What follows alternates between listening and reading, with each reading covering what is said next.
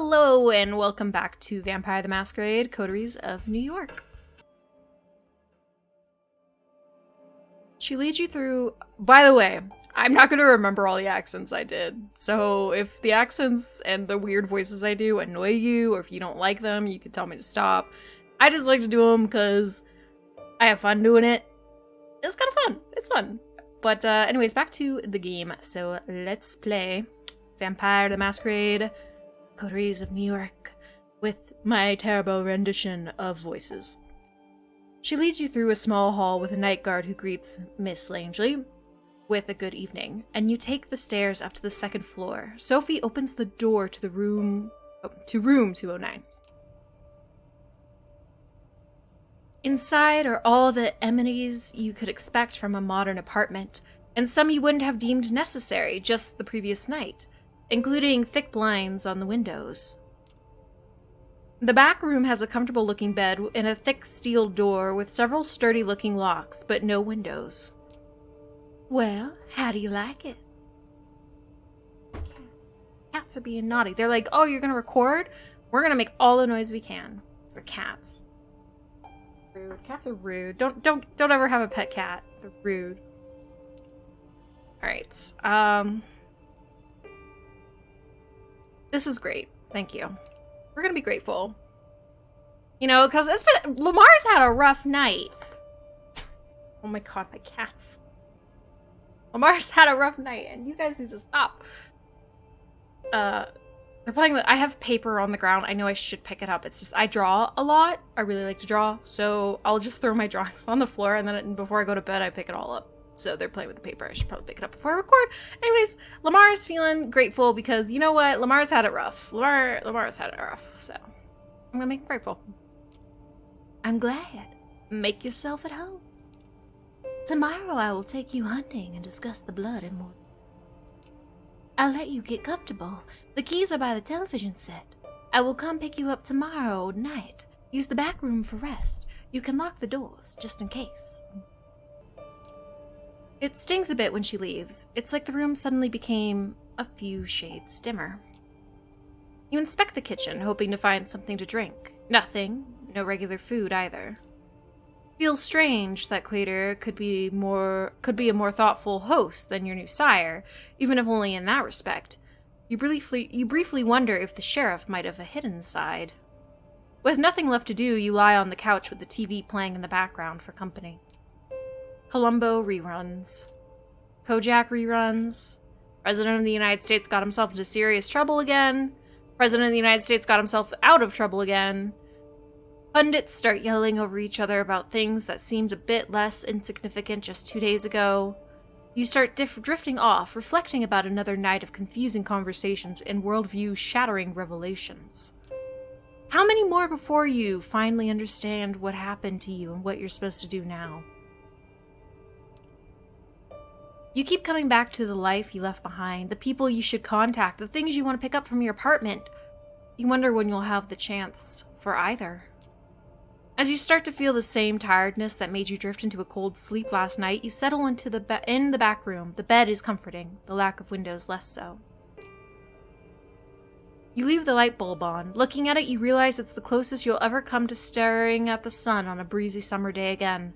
A wave of melancholy overwhelms you. Aw, Lamar. Ooh.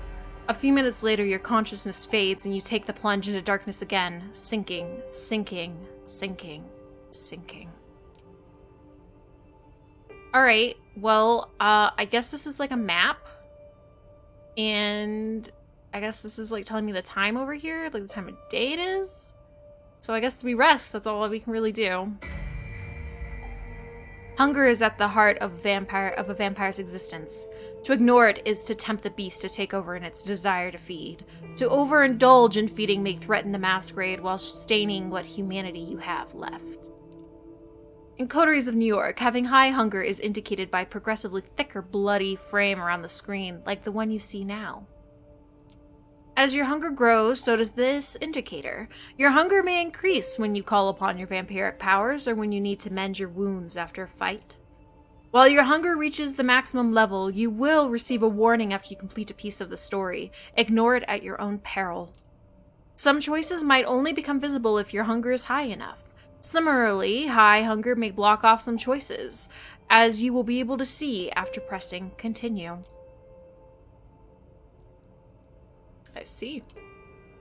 To decrease your hunger, you will need to feed. Whenever you see a feeding opportunity, you can take the risk to hunt and slake your hunger. You will need to keep the hunger at bay if you are to uphold the masquerade and survive the nights that await you.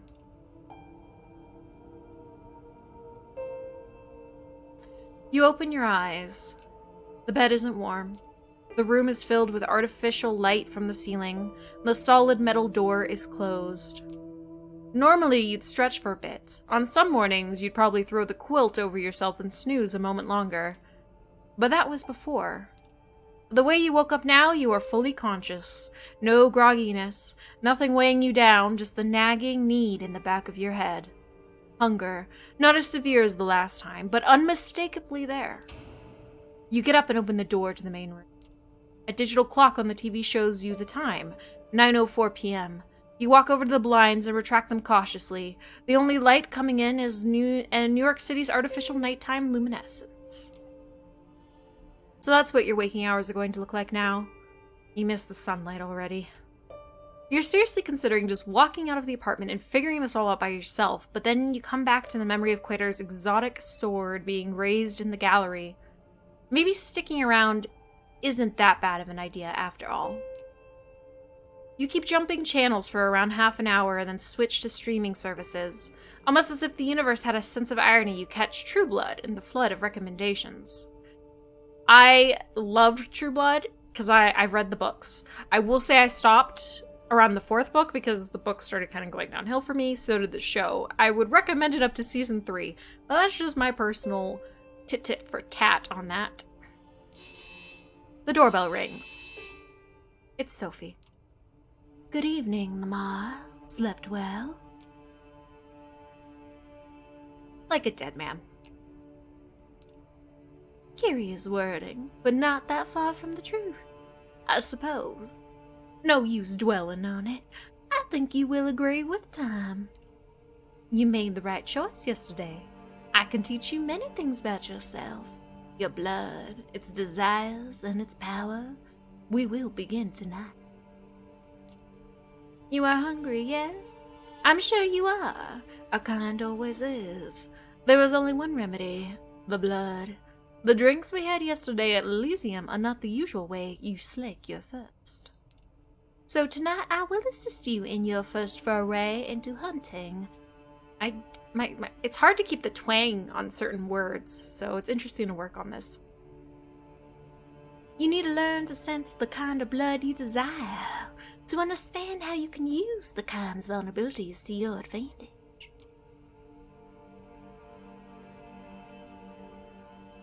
Predator and prey, huh? It's grim. So let me get this straight. We are predators, humans are prey. That's pretty grim. I know what you feel. I remember the notion, but you will inevitably grow beyond it. You need blood to thrive, but there are many ways to take it. Some more humane than others. You will find that drinking moderate amounts of it regularly will keep the hunger and the whispers of the beast away. You might think yourself monstrous, but there is a balance to be found here. The kiss gives the kind pleasure. You might remember this from your own embrace. Some can even become addicted to this sensation, but if you do it right, they tend to misremember your feeding. After all, vampires do not exist. They are myths, fairy tales, and pop culture mainstays, correct? She gives you a sly, knowing smile. That is why the masquerade is so important, and even more crucial when you feed. How do you cover your tracks? Biting people leaves marks, right? And the victims remember your face. You shouldn't concern yourself with leaving marks. These are easy to conceal. You just need to bite carefully and then lick the punctures closed. That's all there is to it. As for being remembered, like I mentioned, the kiss is an ecstatic experience, so kind can barely recall the details. And even when they do, the city is enormous. You could spend days on the streets and not see the same face twice. Use that to your advantage. Feeding from the same area repeatedly can be dangerous, but by branching out, you risk the ire of other kindred on whose domains you trespass. Lucky for you, New York City is more forgiving in this regard. New York is somewhat of a unique position. Many of its neighborhoods remain contested or unclaimed. The reason for this is a lesson for another time, but keep the following in mind. Take opportunities to feed when they present themselves these upcoming days. As long as you hunt cautiously and respect the masquerade at all times, you should be fine. To wit, I want you to join me for... Come downstairs. Gregory is waiting for us. The busy streets fill the air with traffic noise, pedestrian chatter, and a mix of smells that disorient you momentarily. These warm bodies contain what you want, what you need. Catch yourself. Did you really just think of these people as mere sources of blood? It takes a nudge from Sophie to break your train of thought. Her driver opens the door for her and then tips his hat to you, gesturing to the back of the car. The car casually joins the somewhat thinned New York traffic. It's still busy in a way, only one of the biggest cities in the world can be, but compared to the daytime commute, it's a pleasant drive. You barely have the time to gather your thoughts and formulate new questions before the car comes to a stop. You're among the tall skyscrapers that make up Manhattan's iconic skyline. You feel a pang of emotion as you realize this is where you took part in the exhibition just 2 nights prior. Same address, and you suspect, same hall. To what ends has it been repurposed tonight? Come, Lamar. Park the car, Gregory, will you? The driver just nods and Sophie gets out. You join her and the two of you walk through the glass doors together, then take the elevator up. Sorry, I just noticed that statue as a weenus. Mature, sorry, focus. You first notice an empty stage with the instruments of a string quartet still in the back, and then take in a few dozen chairs in front of it. The concert seeming concluded, the patrons, all smartly dressed and posh, have spread out all over the hall. Sophie strides confidently inside, produces an invitation from her purse that she flashes in front of a security guard. You follow close, and are let through without issue. Let's start easy. A social setting like this one would usually prove quite challenging to an inexperienced kindred, but consider this evening a small gift from your patron. I'm hoping to procure for you a willing vessel. Just remember what I told you about taking small sips. This one I have a soft spot for. Don't damage her. Now let's see here. There he is. She notices somebody in the crowd, flashes a heart-melting smile, and suddenly even you feel drawn to her. You haven't thought about it before, but it's laid clear before you in this moment. Sophie is beautiful. Just looking at her is a privilege. Just being with her makes you feel elated. Everybody in the crowd, but especially the man who's almost tripping over himself to reach her, clearly agrees. Edgar, I'm so happy to see you. How is your daughter? Is she with you? Oh, there she is. Julie, my girl, come over, please. There is somebody I'd like you to meet. The young woman who walks across the hall can't be more than 19 years old. It's clear from her mismatched earrings and the partially faded purple hair dye that she doesn't fit this crowd. Julie, this is Lamar. I think the two of you should get acquainted while I talk business with your dad. Awfully boring stuff, I assure you. I'm positive you'll like each other. The girl gives you a shy smile and nods towards the balcony stairs. You follow, somewhat unsure what it is exactly Sophie expects you to do. You reach a secluded space from which the entire lobby is visible. All eyes are on Sophie. They listen intently, then laugh when she does. Julie saves you the trouble of figuring out the next step. Oh, she's so cute! Girl, that tattoo, though! That is cute! You are cute! I like you. And little buns. Cute. If you're a Sophie, then I guess you're, I mean that you know? She puts her wrists to her lips and gives herself a theatrical nip, then looks to you, embarrassed, but also hopeful. What, you're into that sort of thing? What, are you into this sort of thing? She blushes, looks down at the floor, nods. Could you, I mean, if you'd like, Miss Langley tells me She swallows hard, avoids your eyes. that I taste nice.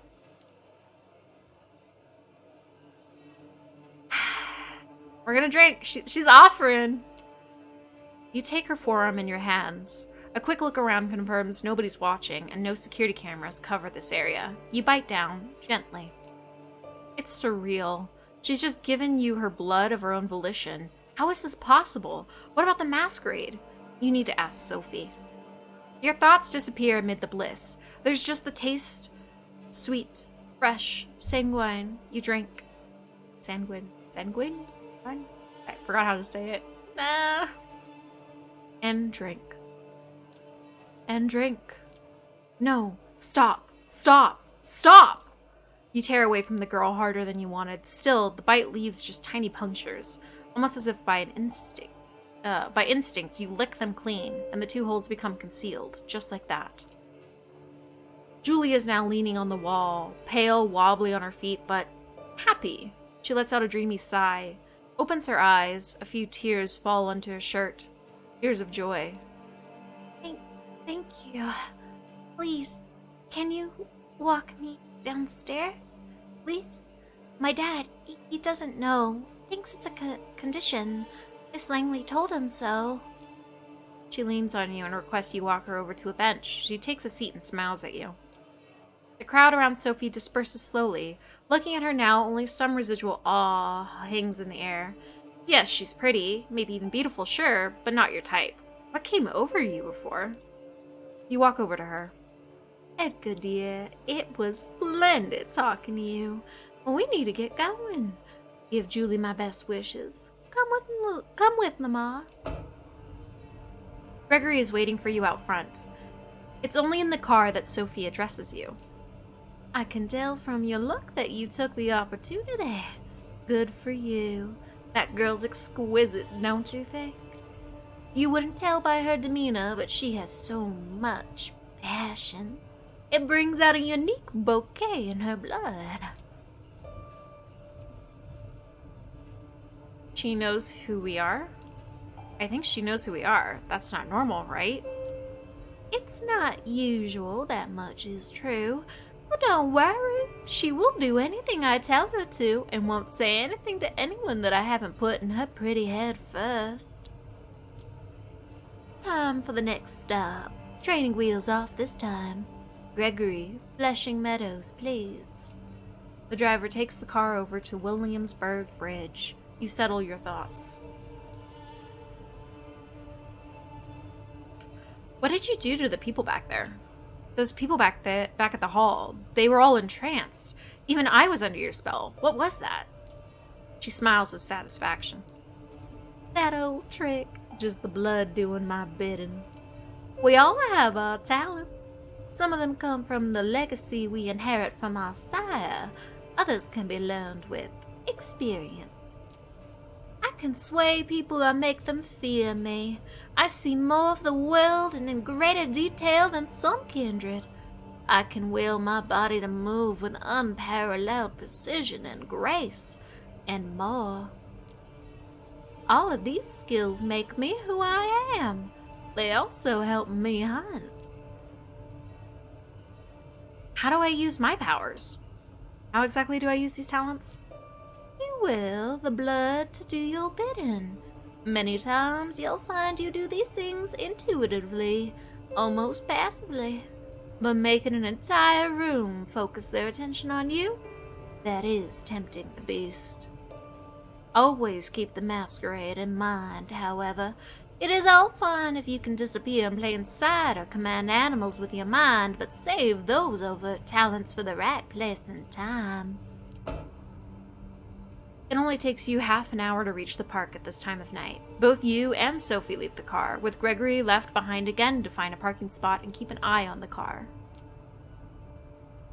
Sophie seems deep in thought. She takes in the surroundings with a dreamy gaze. The sky is surprisingly clear tonight, the stars just barely visible in the light-polluted aura of the city. I feel like having a snack myself. I'll be by the fountain. Go look for somebody to your liking. See what effects you can achieve with your blood. But only pick one victim. Just one. Then come back. Seeing how she seems not altogether here right now, you decide to leave Sophie to her own devices and seek out your prey. From here it looks like you have a few choices. Just taking a stroll around the park and finding an isolated jogger or someone like them could work, but focusing on one area might work better. The New York State Pavilion might work as a secluded spot. There's a skate park nearby, and worst case scenario, there's bound to be some unfortunate winnow around. Or maybe the tennis court's nearby. There's light coming from there, so somebody might still be playing a late night match. They won't be alone, but they might be tired and let their guard down. As these scenarios play out in your mind, you realize you're planning how to assault a stranger in the middle. It's a weird way to be, but the now familiar hunger prompts you. Alright. Let's go to the pavilion. You make your way to one of the park's most well-known landmarks, the round skeleton of New York State Pavilion, with its two vaguely futuristic-looking towers. You don't get lucky with the skate park. It's not deserted. Instead, a group of skaters is gathered there, talking loudly and listening to the music playing out of crackling smartphone speakers. Deciding to have a quick look around to identify potential victim, a sleeping bag lady. Leaned back on a bench, a shopping cart full of what looks like trash nearby. Even thinking of that second option makes you feel sick. You decide to take your chances with the skaters, not even getting close to the homeless woman. You think back to what Sophie did in the hall, how she managed to focus the attention of the entire gathering on her. That might be a tall order for you, but a single person? Could be doable. You single out a guy who's talking on his phone away from the gathering. He's having a heated discussion with somebody, a relative, a partner. It's not going. This talk's over. I said shut the fuck up. Hey, you hearing me? Shut up. Call me when you get some fucking sense into your stupid brain, okay? He ends the call abruptly and almost throws the phone to the ground in frustration. How are we gonna talk to him? He seems mad, right? Rough night. Rough night. He's got an angry expression on his face and tears welling in his eyes, but he gives you a curious look and even a bit of a shy smile. Yeah, you could say that. What's up?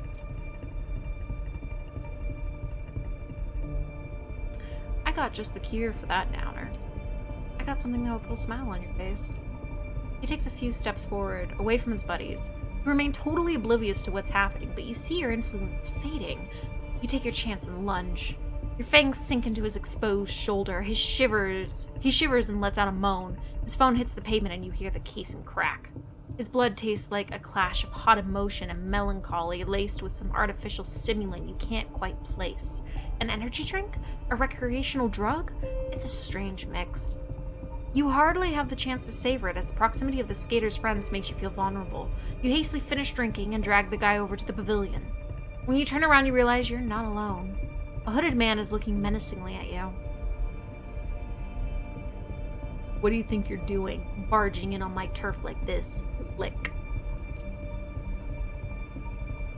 Oh, he called me Lick. Oh, I need to put a throwback to Bloodlines 1 somewhere. Lick. Lick? What kind of slur is that?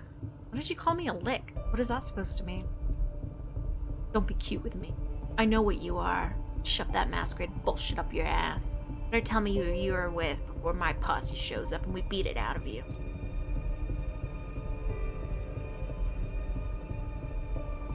Big talk coming from a chump. I'm not gonna tell him anything about me. You talk big, but I'm thinking you're just a chump. Want to prove me wrong. He tenses up, gives you an extremely nasty look, and bares his fangs. You don't want to push your luck, dumb fuck. My crew's in earshot. One shot away and you're done. Or D-O-N-E. Done. You get what I'm saying? Oh, we had to spell it out. He can spell, Mr. I Love Beer. So if you want to dance, let's dance. Once I'm through, I'm gonna hand you over to Callahan, and you're gonna be sorry I didn't finish you off instead. It's Callahan. Ooh, what? Ooh. Move my pop filter really quick. Because, like, it's in my face.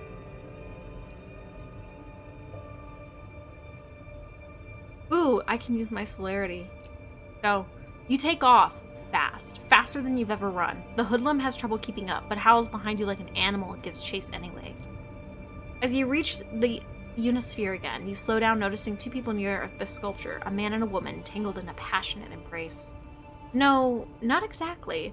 It's Sophie, feeding, but this whole scene is set up so it looks like a couple getting intimate in public. She pulls it off like she's done it 100 times before.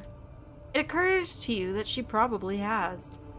The man is unsure on his feet as she lets go of him and leads him towards a nearby bench. Noticing you, she whispers something into his ear and leaves him. Her driver appears from behind a tree. Well, Lamar, how did it go? You're about to answer when the same figure as before emerges from one of the alleys. He looks at the three of you, and a predatory smile creeps onto his lips. You thought you could run away from me, Lick? Think you'll be safe with your friends? Well, I have friends, too. I'm sorry, he just looks so funny with that hat. I love it. He makes a motion to shout, but two things happen almost at the same time. First, that feeling of warmth and beauty emanating. Sophie flares up again, entrancing both of you. The hooded thug. His shout comes out as a weak, confused squeak.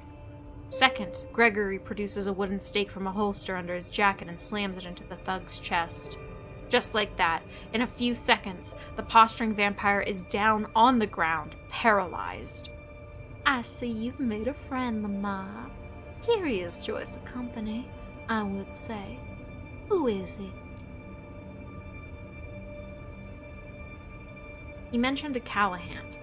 He said something about presenting me to somebody named Callahan. Ever heard of him?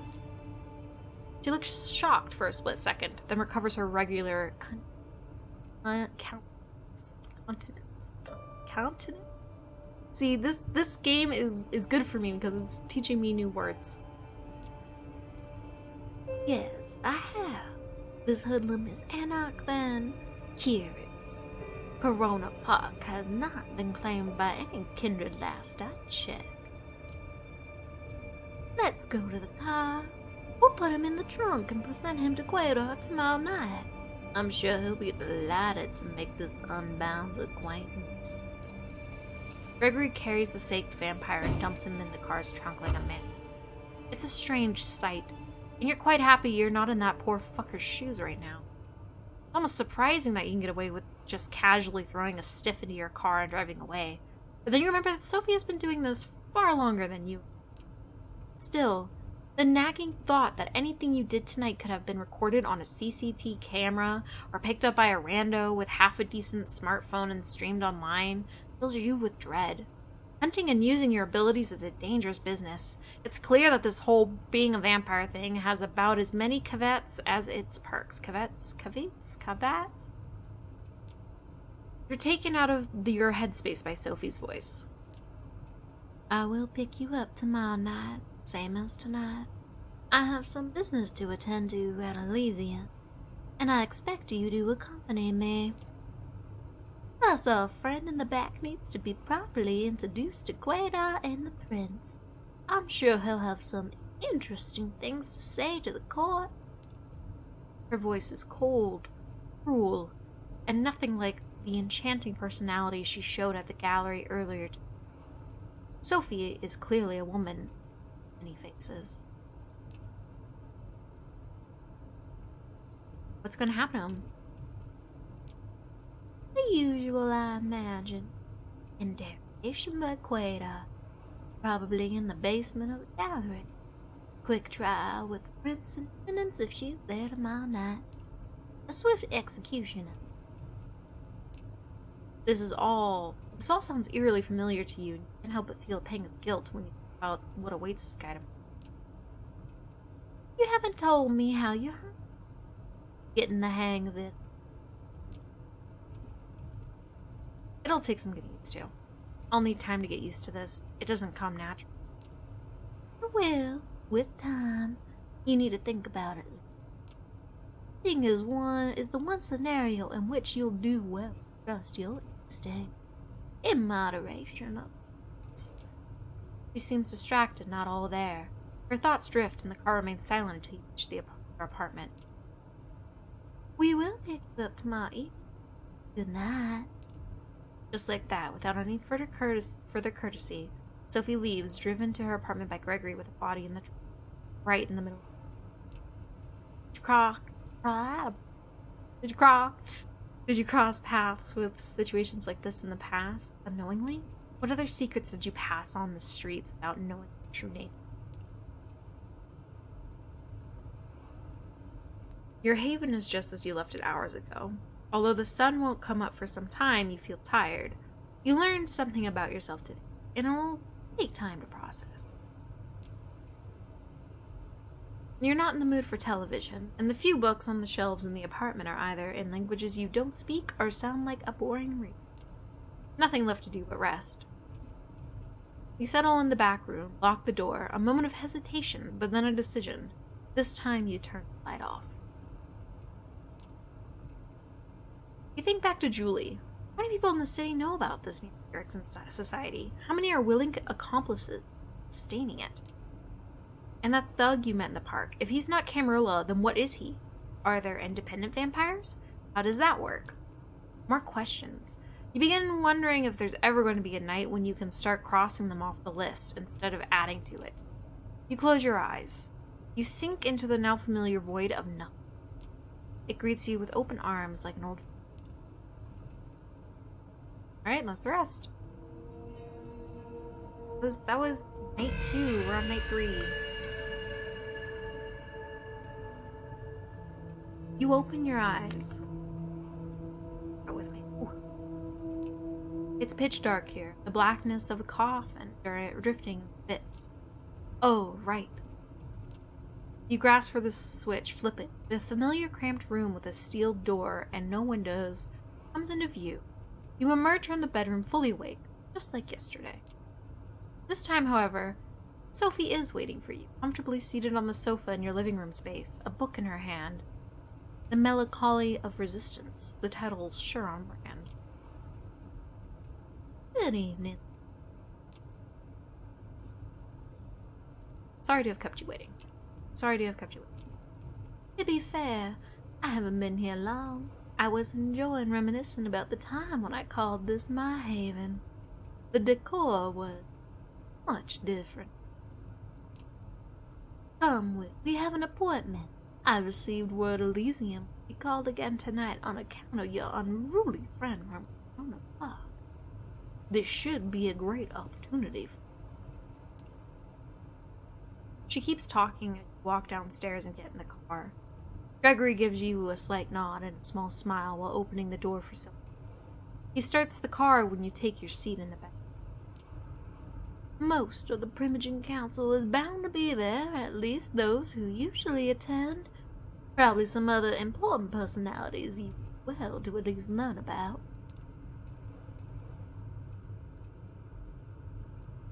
How should I... How should I carry myself when inside? You never told me if there's any savoir-vivre kind of rules. I don't know. I have to look that up later. I should respect when talking to the other vampires? Knowing that you're among your superiors is probably the most important. In our society, status comes with a part of my sincerity, but you are insignificant. Not even associating with me can make the fact that you have been kindred for barely a few nights be forgotten. So know your place. Stay out of your superior's business. Where that accent was going. Stay out of your superior's business and show the utmost respect. Thanking the prince for sparing you and maybe having a friendly chat with Quaidar publicly might show your gratefulness for being a part of the Camarilla now. I would suggest you be sincere. At any rate, you should behave yourself tonight. Remember what I told you about reflecting on me as your patient. I have a reputation to uphold in the court. Do not. There it is. She might have saved you. She might be protecting and teaching you, but it's clear what she's really concerned about, her own interests. You step into the art hole with something of a bad memory. The last time you were here, your entire world had been turned upside down and your existence nearly ended. But tonight there is very little outward hostility. Yes, Whittier gives you a look that's definitely intended to remind you of your place. The prince, also in attendance, seems pleased to see you. Welcome, Sophie, Lamar. Did I get that right? Good evening to both of you. I understand there is somebody else you wish to present to the court tonight. Yes, Prince. They will be joining us shortly. My assistant is retrieving them presently. This better be worth the prince's time. Prince gives Quader. Forgive the sheriff's heart. Oh, that's the wrong voice for the wrong person. Okay. Forgive the sheriff's harshness. He's in a particularly foul mood tonight. Something to do with Lamar's picketter indulging his grasp, I believe. I don't know. I think I should change her voice. I think I should. I don't know. I'll change her voice. I'll do something else. She'll have a different voice. Ouch. That must have hurt his ego, even if his only reply is a crooked smile. The mention of your sire makes you feel a pang of emotion again. Whoever he was, he left a lasting impression. One reinforced with your visit to the show space last night. That's the past. Right now, though, you're back in the gallery and are reminded of your sister instead. Emma frequents this place. Is she aware of these clandestine meetings after dark? The flaring up of whispers in the gallery hall breaks you out of your thoughts. Gregory enters the room. The jumpsuit-clad, inert vampire still streaked on his shoulder. The show's about to start. Sophie's driver places his charge in the middle of the room and nods respectfully to Quader. The sheriff approaches the vampire, removes the stake from his chest. The captive's eyes flicker to life, and he starts looking around in disbelief. Like a cornered animal, he backs out on all fours, keeps going in circles until he realizes he's trapped. He's trapped. Reader steps on the man's chest and pins him to the floor. Why, who do we have here? Oh fuck, oh shit, oh no, come on, don't. Silence. The sheriff takes on an aura of utter dread. He appears as if he's a primal force of nature that's out to get you, and there's absolutely nothing you could do but shrivel in terror. The beast inside you shrieks, and you could swear it happens in unison with the instincts of some of the other guests here tonight. It's unlike anything you've experienced in his company during your turbulent first night as a vampire. He really did go easy on you, all things considered. It seems like it takes all of the hoodlum's willpower to not crawl into a fetal position and start crying. No, please, don't hurt me, man, don't. You and me are going to have a little talk downstairs at the prince's discretion. Let's see, what voice should I do? Please, go ahead, Sheriff. We'll do Maria's. She's a prince.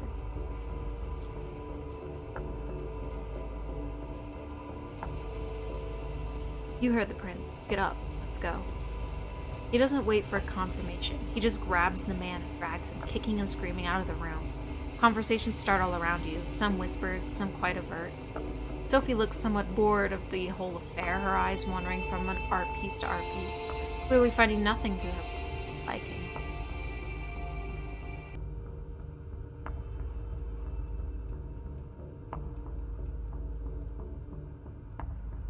What happens now? So, what happens now? It'll be at least some minutes before Quaidar gets the information he seeks out of this. Why not mingle while we wait for him to break? Excuse. Sophie leaves your side and goes to a corner of the gallery where a group of kindred, some seemingly pretty old-fashioned, gathered. Concierge offers you a drink. Still warm. It smells nice. Just a sip to start you off, a splash over your palate, coating your tongue and the inside of your cheeks. Nourishment. You're left to your own devices. You have a quick look around. The prince is currently talking to a dark-skinned woman that you recall seeing here those few nights ago. She has a cold but noble countenance to her.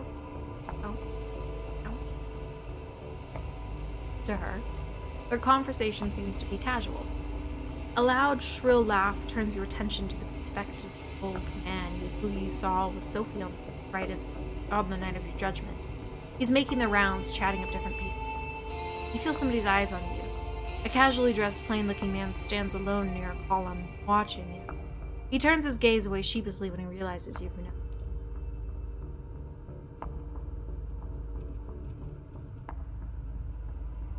Confront the man looking at you.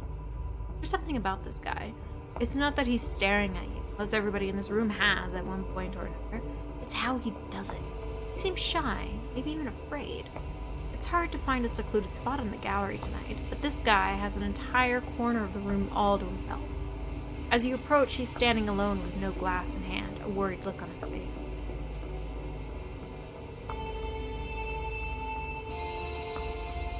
Good evening, Mr. Larson, or you can call me Robert. Either's fine.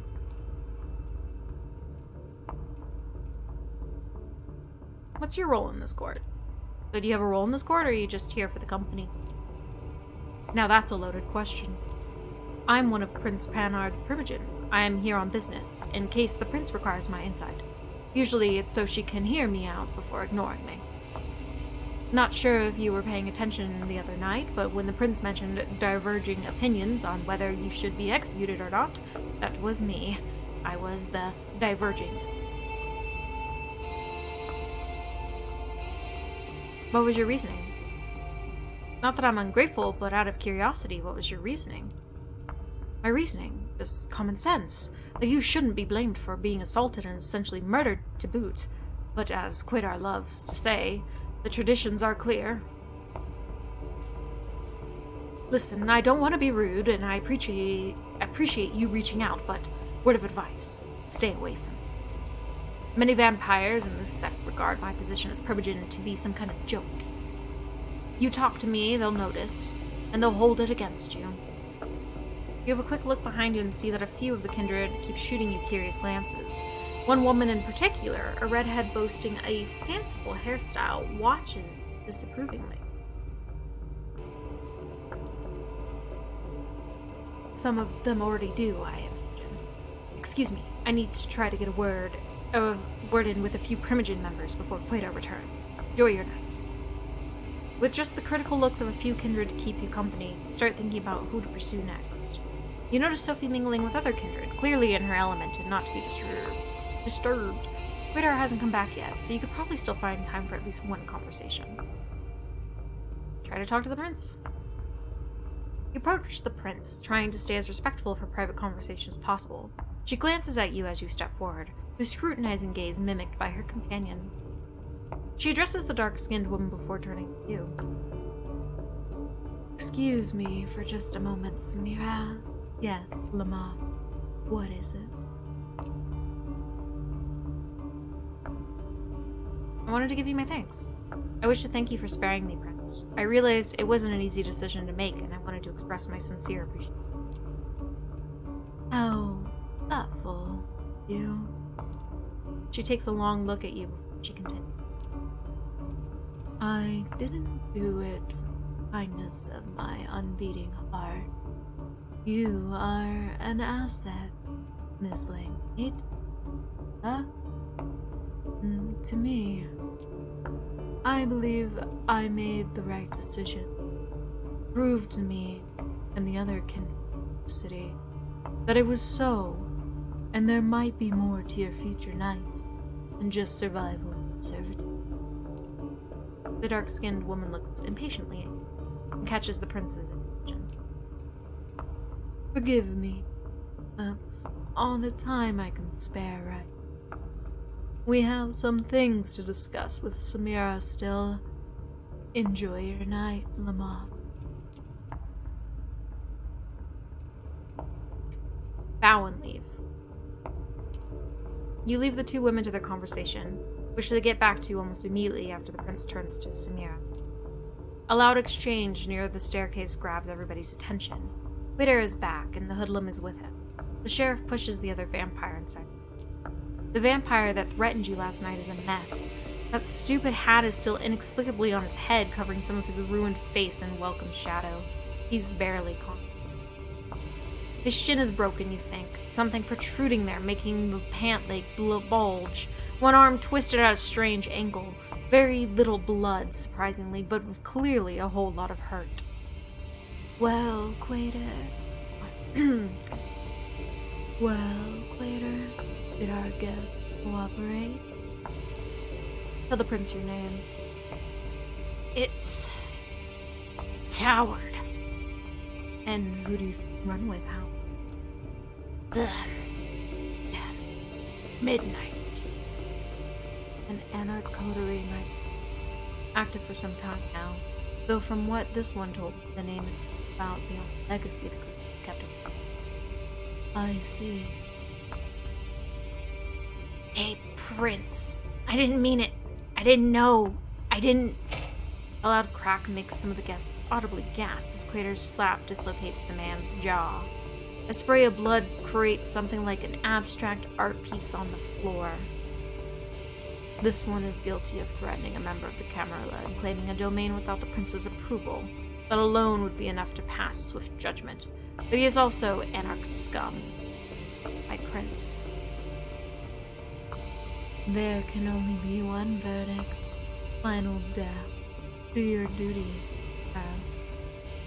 Unless, of course, somebody would like to marry. So... The look the prince serves you and Sophie is a cool jest. Sophie takes it gracefully, smiling and slipping her arm under yours in a strange public show of affection. Nobody says anything. The vampire named Howard jumps to his feet and makes for the window.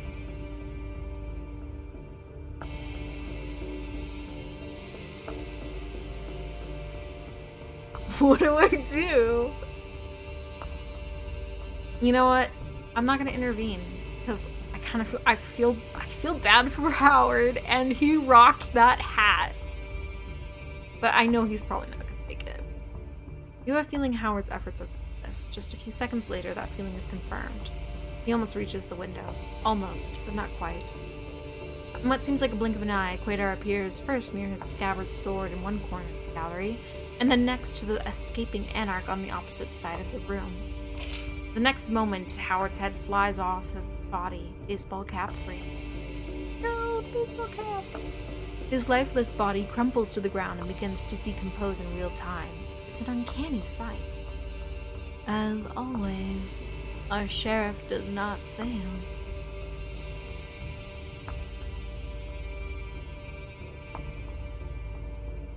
I got a cat.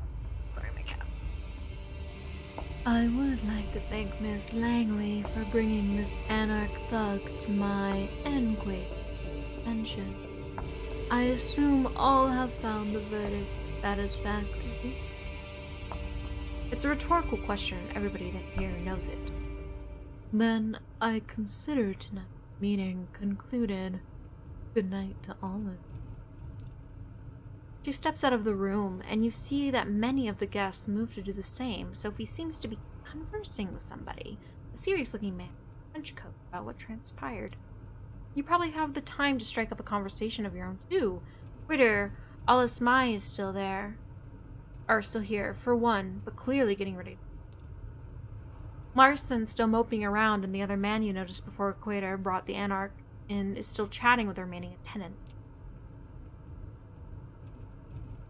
To Quater. The sheriff's mood seems to have improved, so you decide you won't get a better shot at saying your piece. He's just sheathing his sword as you approach him. He notices you, and just before his face turns from a melancholic frown back to his regular predatory smirk, you seem to have caught him in the reflection. What is it, Lamar?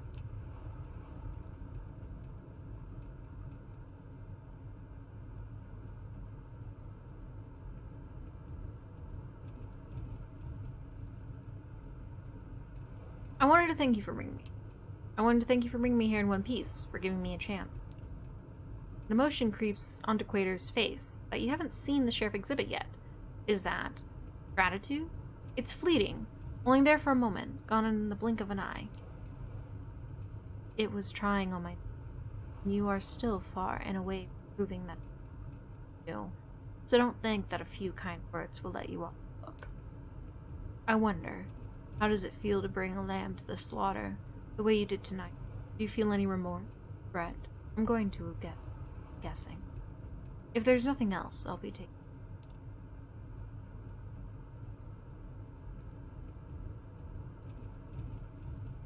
Can you tell me something about Sophie?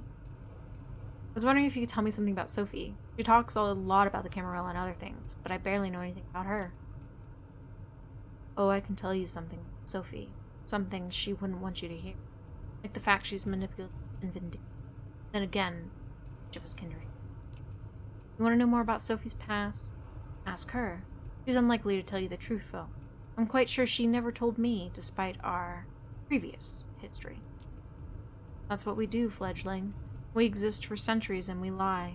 To our families, our friends, our lovers, kindred, sires, and childer, to ourselves. He picks up the sword and turns toward the stairs. Good night. And watch yourself. You've messed up my batting average, so I'll be sure to keep a close eye on you. With that final threat, he leaves the gallery. It's right about when Sophie also ends her conversation and walks over to you. Interesting evening, wasn't it? Come, Gregory's waiting downstairs. She seems preoccupied with something, and not in a talkative mood. It's an awkward ride back to the city. This time you arrive at another building, just 2 streets across from your apartment. She brings you upstairs, through a very nice lobby and a luxurious-looking hall into her domain. Please, have a seat. I shall be right with you. You take in your surroundings. The apartment is likely like a gallery, an old-school smoking room that you've seen in some period piece once, and a nouveau, I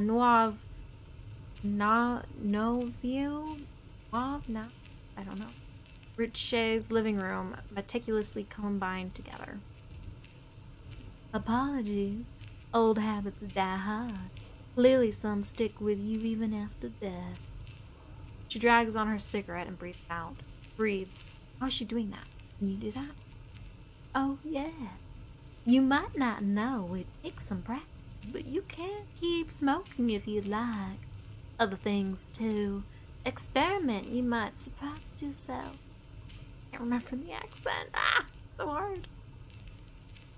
I brought you here because I need you to trust me. When I told you before that I needed your best behavior to uphold my good standing with the court, I meant it.